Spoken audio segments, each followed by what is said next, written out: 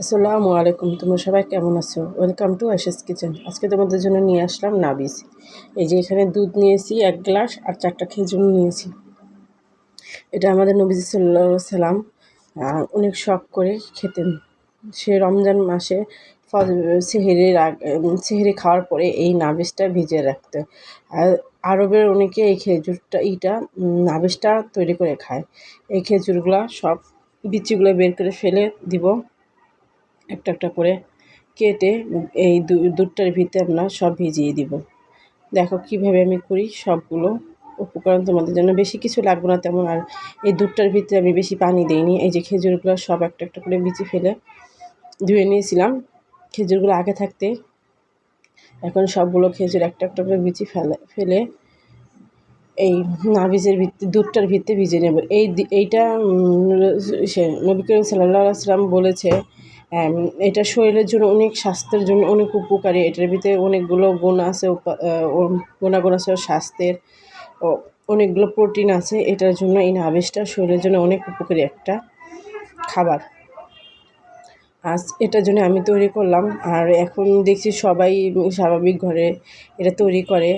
এটা কখন আমি করেছি, এটা সেহরি খাওয়ার পরে আমি এই নাবিজটা রেখে দিলাম এখানে নাবিজটা তৈরি করার জন্য। এটা আমার সারা দিন লাগবে একদম।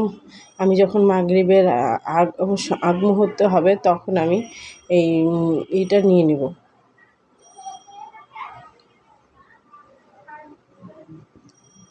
এখন ঢেকে রেখে দিব আমি দিনের জন্য। একদম একদিন পর্যন্ত রেখে তারপরের দিন খাওয়া যাবে, কিন্তু তারপরে আর খাওয়া যাবে না, তাহলে এটা হারাম হয়ে যাবে। এই দেখো সারাদিন পরে এই যে দেখো ওইখানে হালকা হালকা একটু পানির মতন জমে আছে।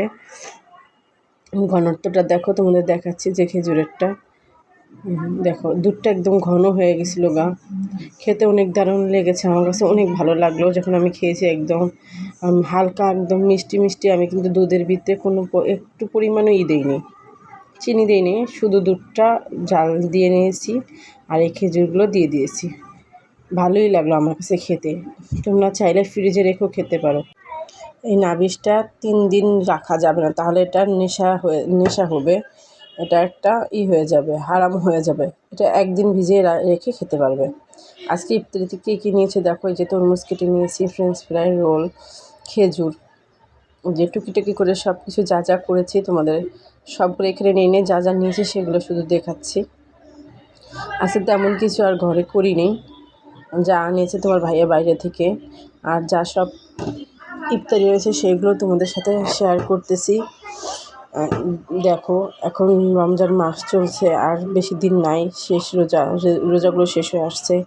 যে ছোটো মেয়েটার জন্য ওই যে ও ঝাল খেতে পারে না, এটার জন্য ওর জন্য একটা হটডগ নিয়ে আসছে, আর বড়টার জন্য যে কাবাব রুটি নিয়ে আসছে। বললাম না কিছু আজকে করিনি ঘরে, টুকিটাকে যা সব তোমার ভাইয়া বাইরে থেকে কিনে আনছে, আর হালকা পাতলা আমি ঘরে করেছি। আর এই যে দই বড়াটা দেখো, এই দই বড়াটা কত দারুণ। এই দই বড়াটা আমরা সবাই ঘরে বসে খাই, আমাদের অনেক ভালো লাগে। এটাও কিনা, বললাম না কিছুই না, শুধু রোলটার ফ্রেঞ্চ ফ্রাইটা আমি ঘরে বানাইছি, ফলটা কাটছি, আর কিছুই করিনি। দই বড়াটা আমি খাচ্ছি, অনেক মজা।